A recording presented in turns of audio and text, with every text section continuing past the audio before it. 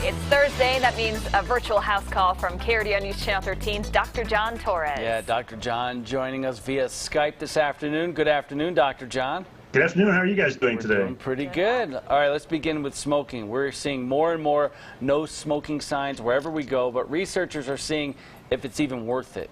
Yeah, let's talk a little bit about smoking here, because in this case what they're saying is it might not be worth these types of restrictions, but they could be in certain instances. Researchers in Canada did a study on smoking bans to see if they help stop people from smoking. It turns out they don't do all that good of a job doing that.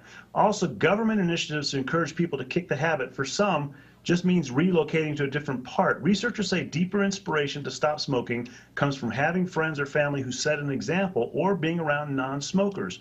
More research is being done on how positive influences can replace traditional preventative measures. So it looks like smoker shaming may be on the way out, and encouragement with positive influence is the way to help a loved one kick the habit. But of course, those smoking restrictions aren't just for the smoker, they're for the secondhand smoke that gathers with other people too, so they still do have a good purpose. Right, so basically they're just going to find somewhere else to smoke, it looks like. It sounds like they're just moving further away and getting somewhere else to smoke. And we've all seen on those cold days people will be outside smoking. It just shows you how addictive it is. Yeah. Well, prescriptions for low testosterone drugs nearly doubled in the last 5 years, but the FDA says they're being overused in many cases, and turns out they may not be safe.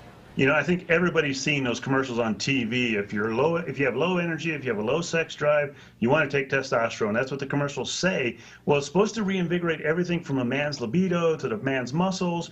Right now, it's a $2 billion a year business. Well, the FDA says low testosterone treatments are being handed out too often, and they could even be dangerous. Drug makers are being required to include additional warnings on the label, since low T treatments can also increase the risk of a heart attack and stroke. Now, the FDA says that drug makers need to make clear that low T treatment should only be for men with certain medical conditions.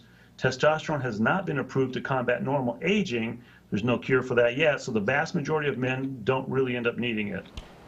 All right, some good information there, Dr. John. Now, McDonald's says they're switching to antibiotic-free chicken. Is it as big of a deal as McDonald's is making it out to be?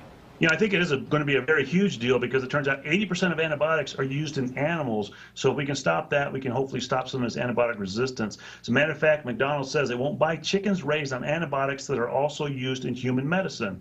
Now, the use of some antibiotics in the food chain are behind the rise of these dangerous superbugs you keep hearing about. Those are linked to about 23,000 human deaths in the U.S. every year alone, and they cost up to $20 billion in healthcare costs. Healthier, safer chicken is already being used by stores like Chipotle, Chick-fil-A, Panera. Now, McDonald's says over the next 2 years they'll completely phase in only birds with these kinds of antibiotics. And so again, I think this is going to be important for the superbug resistance we're seeing out there, since 80% of antibiotics are actually used in livestock.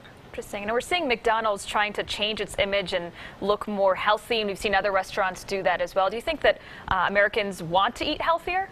You know, I think we do want to eat healthier, and I think right now it's one of those things that, you know, it's been cheap food up until now, and now they're starting to see these other areas, these other restaurants moving in with cheap, healthy food. And so I think that's going to become the next paradigm here, that cheap, healthy food, and hopefully that's what changes things a little bit. All right, Dr. John joining us via Skype today. Always good to have you, Dr. John. Thank you for your time.